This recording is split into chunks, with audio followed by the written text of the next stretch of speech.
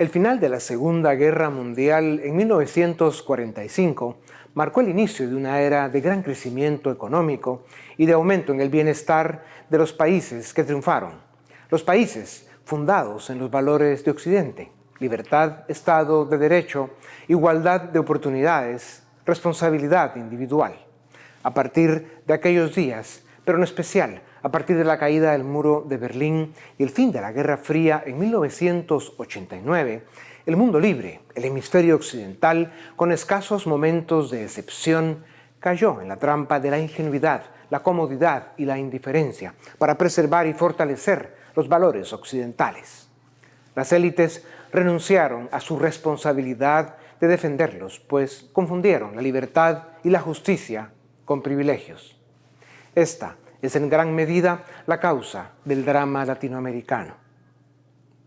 El comunismo internacional y los enemigos de la libertad, ante el fracaso de sus doctrinas, de sus políticas y de sus economías, encontraron nuevas formas para hacer avanzar su agenda expansionista, autoritaria, intervencionista y totalitaria.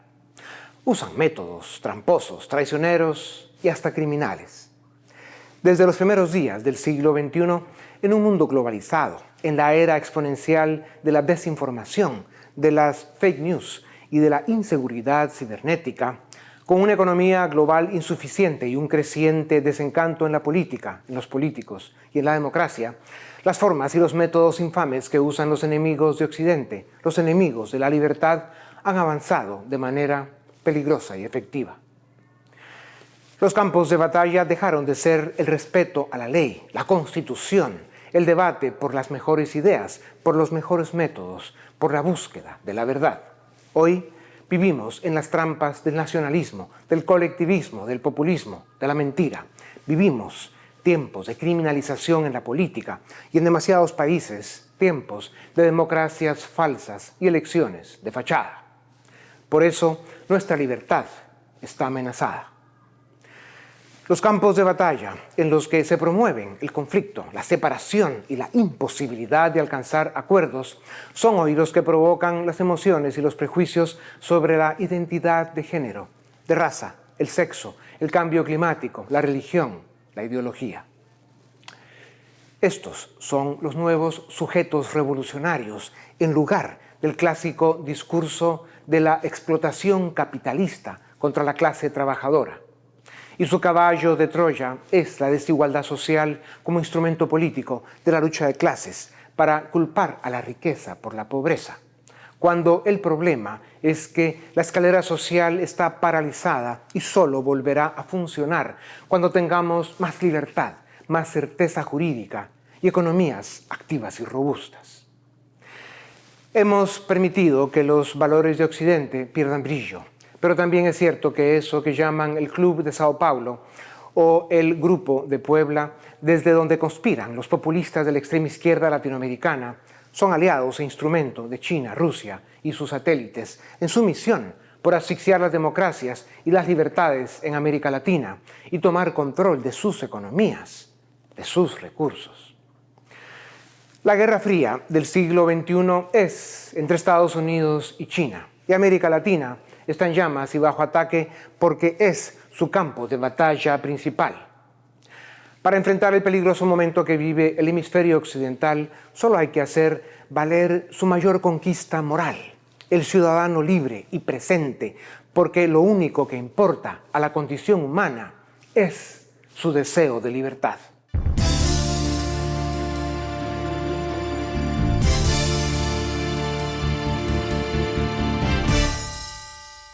En un mundo globalizado, con una economía global insuficiente, en la era exponencial de la desinformación, de las fake news y de la inseguridad cibernética, con un creciente desencanto en la política, en los políticos y en la democracia, el comunismo internacional y los enemigos de la libertad, ante el fracaso de sus doctrinas, de sus políticas y de sus economías, encontraron nuevas formas para hacer avanzar su agenda expansionista, autoritaria, intervencionista y totalitaria, ahora con nuevos sujetos revolucionarios que utilizan para manipular las emociones y las decisiones políticas de la gente.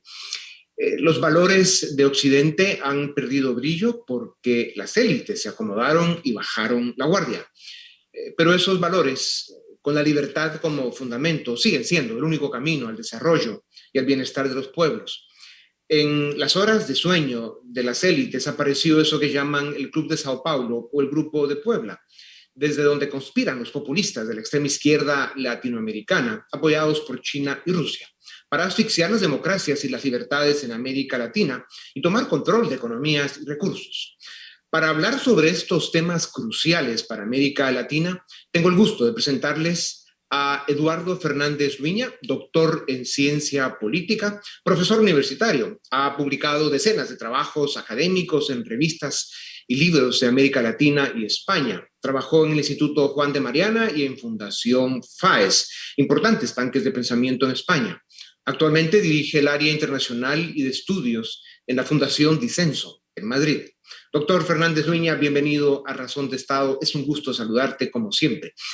Después de la caída del muro de Berlín y la implosión de la Unión Soviética, la izquierda internacional buscó reinventarse para continuar con su agenda autoritaria y totalitaria, también en América Latina.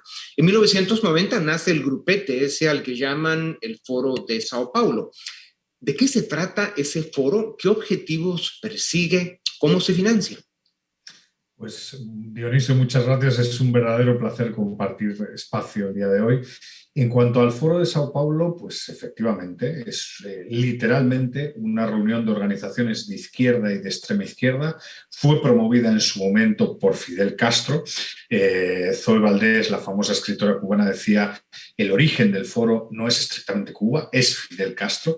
Y la idea era básicamente conquistar Iberoamérica, conquistar todo lo que se conoce como América Latina, el sur de Europa, etcétera, para copar posiciones de poder y avanzar, una vez en el poder, hacia regímenes pues, de naturaleza comunista o de extrema izquierda.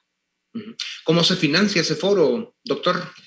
Básicamente, y a día de hoy, ese foro, yo creo que esta es una gran pregunta y es muy interesante. En un primer momento, Fidel Castro, y por eso se firmó en Sao Paulo el acto fundacional, pensó en Lula da Silva como un presidente que, una vez llega en el poder, pudiese transferir fondos a la estructura del foro.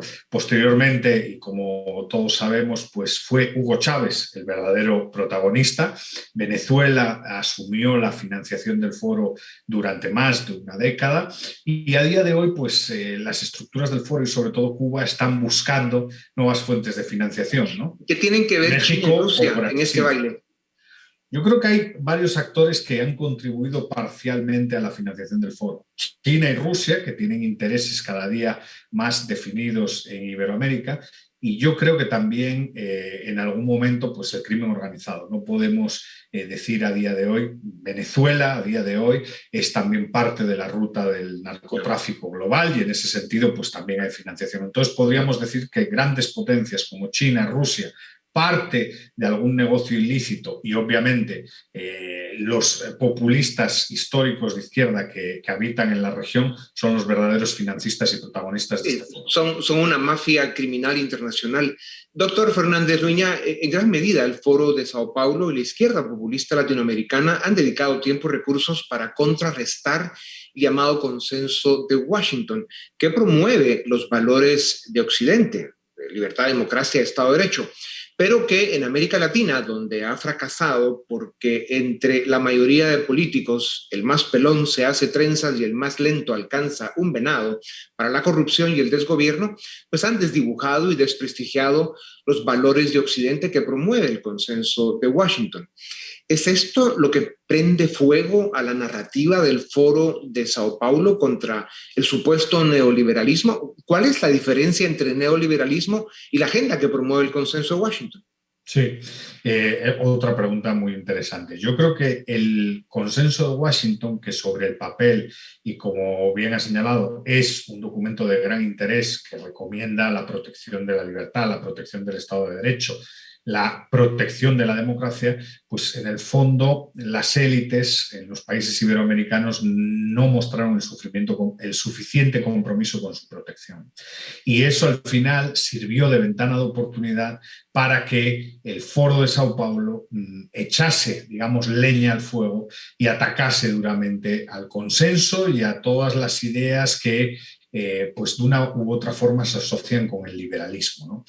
Yo creo que ese es el gran problema, ¿no? Que en el fondo, pues en Iberoamérica la economía pues sigue siendo un problema, no hay clases medias fuertes, hay una evidente crisis de representación, muchos ciudadanos no se sienten representados en sus élites políticas porque parte de sus élites políticas les han traicionado y eso ha sido aprovechado por la extrema izquierda, ¿no? Han capitalizado el descontento para en algunos países tomar el poder. Lo problemático es que cuando toman el poder crean sistemas mucho peores de los que han, digamos, heredado.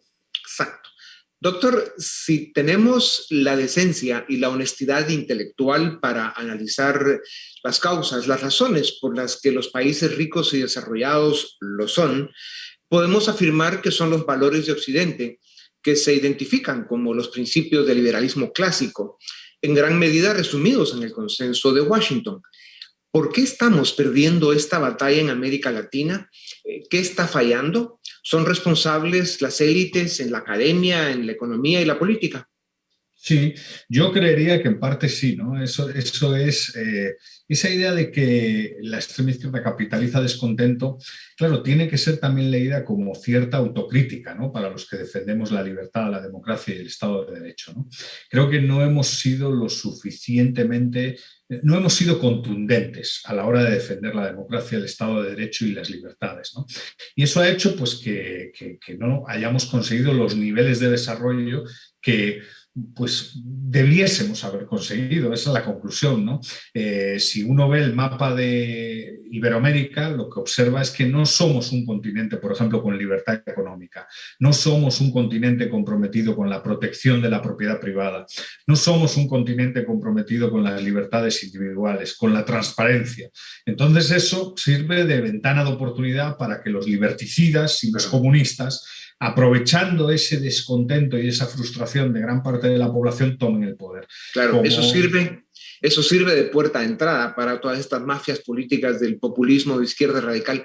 Doctor Fernández Luña, cuando vemos el saldo del populismo de izquierda que promueve el Foro de Sao Paulo, que ganó elecciones en los últimos 20 años en Venezuela, Bolivia, Ecuador, Nicaragua, y el saldo es catastrófico, ¿cómo es posible que tras la destrucción institucional, económica y social que han dejado en estos casos, estén ganando elecciones en México, Perú, Honduras, Chile y posiblemente en Colombia el año entrante? ¿Cómo y por qué lo consiguen? Sí, creo que ahí hay otro tema clave, ¿no? Y es que las estructuras del foro se han dedicado a permear progresiva y lentamente la sociedad. En ese sentido, por ejemplo, gran parte de la educación que existe en Iberoamérica a día de hoy está sesgada hacia posiciones de izquierda, ¿no? Han logrado desplazar, digamos, el centro político a la izquierda, ¿no? Y eso es un reto que tenemos frente a nosotros los que defendemos la libertad, el Estado de Derecho y la democracia. A día de hoy tenemos que cambiar un poco la narrativa, ¿no? Sobre la cual está construida nuestra identidad iberoamericana. Es curioso que donde gobiernan, que además son países en una situación económica muy mala, recordemos cómo está Venezuela, con más de un 80% de su población en pobreza extrema, no ya en pobreza extrema, recordemos cómo está Nicaragua, pero es curioso que donde gobiernan hay estabilidad. Y sin embargo, donde gobierna la alternativa, Chile, Perú, en su momento Ecuador, se jugó a desestabilizar, ¿no? Entonces yo creo que tienen varias estrategias. Tienen una estrategia narrativa, tienen una estrategia fuerte, mediática y en redes sociales. Y luego, cuando la oposición gobierna, juegan a la desestabilización, ¿no? Doctor, y por eso me lleva a comentar y a preguntar, tan destructivo y catastrófico ha sido el populismo de izquierda radical, Venezuela su máximo exponente, como lo es la corrupción de gobiernos que se dicen de derecha, pero que realmente son bandas criminales que asaltan el poder y hacen de los gobiernos del Estado su botín. Destruyen las instituciones, como decías, hacen que la sociedad se desencante con la democracia y vote por opciones como Pedro Castillo en Perú. ¿Cómo se explica a los pueblos que el camino al desarrollo y al bienestar de las naciones no es el populismo corrupto y destructivo de la izquierda, como tampoco lo son la corrupción y la incompetencia de muchos grupos que se dicen de derecha? Así es, yo creo que desde todas las posiciones académicas, de la alta administración pública, políticas, tenemos que hacer hincapié que hay que sacar adelante una nueva pedagogía, ¿no? Y es una pedagogía, a mí me gusta llamarle, del sentido común, ¿no? Los países que disfrutan de división de poderes y de calidad institucional son mejores países. Los países que tienen transparencia son mejores países. Los países en los cuales representantes y representados están conectados, es decir, donde los representados conocen a sus representantes, son mejores países. Entonces hay que avanzar hacia eso y ser muy duro, efectivamente, y como ha señalado Dionisio, ser muy duro con los populistas de extrema izquierda, pero también con los corruptos que se dicen de derecha y que han utilizado el país para enriquecerse ilícitamente y en cierto sentido, erosionar la democracia, ¿no? Así que una democracia solo se protege con demócratas, ¿no? Y tenemos que promover esos valores democráticos, liberales y republicanos. Claro, y es un trabajo que estás haciendo con mucha energía y de manera ejemplar desde Madrid, que es donde estás basado ahora, doctor Fernández. Dicen que Antonio Gramsci es una de las fuentes de inspiración del Foro de Sao Paulo, cuando afirmó que la revolución no vendría, o sea, la revolución en estos tiempos no vendría del proletariado, sino del cambio cultural.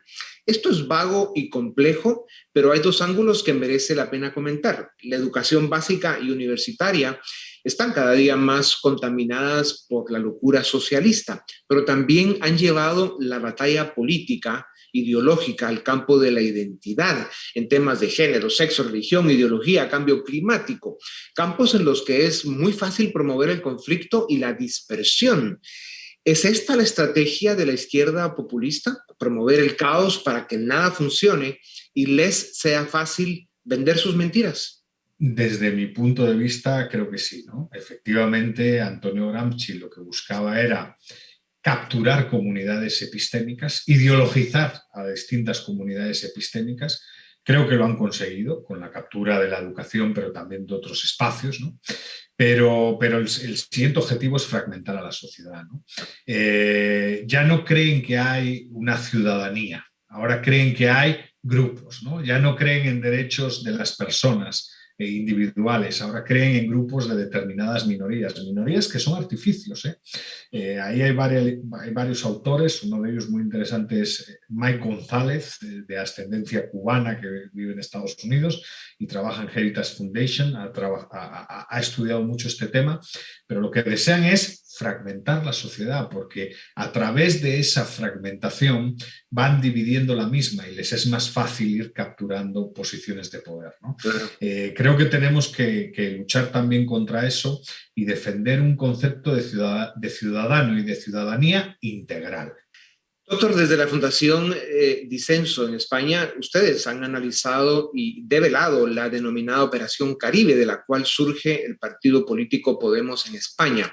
¿Nos puedes muy brevemente contar sobre los vínculos entre Podemos y la izquierda latinoamericana? Bueno, básicamente el partido político Podemos en su momento, y creo que no es un secreto, se origina y está formado por asesores del régimen venezolano, del régimen boliviano, del régimen ecuatoriano y del régimen nicaragüense, ¿no? Entonces las conexiones son muy fuertes y son muy evidentes. En el documental, de hecho, se percibe con bastante claridad la amistad que en su momento tenían pues el señor Juan Carlos Monedero, uno de los fundadores de Podemos, y Hugo Chávez, ¿no? El dictador venezolano. Entonces, en ese sentido, es muy interesante. Lo que está por ver, y en algunos países ya están los tribunales esto, es observar y estudiar cómo fue la financiación de países como Venezuela o Ecuador a la estructura de Podemos para que el partido político comenzase a andar en la España de la pasada década. Exacto. Y si Irán, eso lo descubrimos, pues será un escándalo importante. Y hasta Irán está metido en ese baile, así que ojalá que con la capacidad que tiene la justicia en España logren poner orden. Doctor, has analizado muy bien las debilidades institucionales que permiten a las izquierdas imponer con tanta facilidad su autoritarismo. Resulta que las democracias latinoamericanas son hiperpresidencialistas y con escasos mecanismos de control y rendición de cuentas. ¿Ha sido esa la debilidad institucional que ha dejado o allanado el camino a estos personajes? ¿Cómo cambiar este flagelo? Sí, creo que efectivamente la debilidad institucional ha sido un motivo ha sido una razón que ha facilitado el acceso al poder y la concentración de poder, ¿no? ¿Cómo evitar este flagelo? Creo que, y bueno, Dionisio, ahí sí que mis respetos, porque llevo una vida luchando por eso. Creo que lo que necesitamos es fortalecer la sociedad civil. Al final, la sociedad civil y las instituciones intermedias son elementos centrales y que contribuyen a la división de poderes. Son instrumentos de denuncia, son instrumentos de crítica, son instrumentos de participación que luego permean las instituciones del Estado. Pero nuestros países no solo tienen instituciones débiles, tienen sociedad civil débil, ¿no? Sí. Entonces creo que tenemos que trabajar muy fuerte en eso, porque no habrá una división de poderes aceptable si no tenemos una sociedad fuerte y comprometida con su defensa. No se puede decir mejor. Doctor, Perú, Honduras y Chile se sumaron a la izquierda populista de América Latina, que ya tiene más o menos 7 países. Posiblemente y lamentablemente Colombia podría caer en unos meses. Esto es una tragedia para América Latina. ¿Qué panorama visualizas para la década que terminaría en 2030 para Iberoamérica si esto sigue como va? Y nos falta un tema más, así que te agradezco brevedad. Pues yo creo que en cuanto al Foro de Sao Paulo son olas, ¿no? A finales de 2017 pues gobernaban casi la mitad de Iberoamérica, luego perdieron y ahora están recuperándose otra vez, ¿no? Vienen años difíciles, vienen 4 o 5 años complicados, ¿no? Y ahí todos los demócratas tenemos que hacer un examen y un autoexamen de por qué ha sido así, porque evidentemente muchas opciones no han sido capaces de satisfacer las preferencias de la ciudadanía. Sí. Doctor Fernández Luña, ante la amenaza que ya hemos comentado, uno se pregunta qué acciones deben tomarse para hacerle frente. Ha surgido el Foro de Madrid como una respuesta al Foro de Sao Paulo y el avance de la izquierda en la iberósfera, como le llaman, ¿no? ¿En qué consiste este esfuerzo? ¿Qué es esto del Foro de Madrid?